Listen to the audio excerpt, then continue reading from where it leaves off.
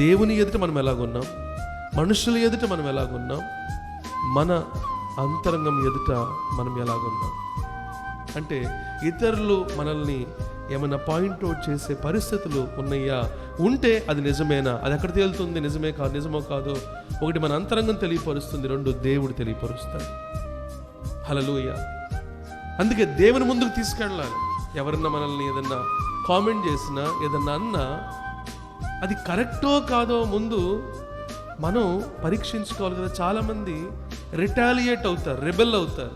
Retaliate అవటం అంటే ముందు వాళ్ళకి ఇచ్చేసేయాలి అన్న దీంట్లో ఉంటారు తప్ప, ఒకవేళ వాళ్ళు అన్న దాంట్లో నిజం ఉందేమో, వాళ్ళు అన్న దాంట్లో వాస్తవం ఉందేమో, ఒకవేళ నేను అలా కనబడుతున్నానేమో, నా మాటలు అలాగ ఉంటున్నాయేమో అని పరీక్షించుకునే ప్రయత్నం చేయరు.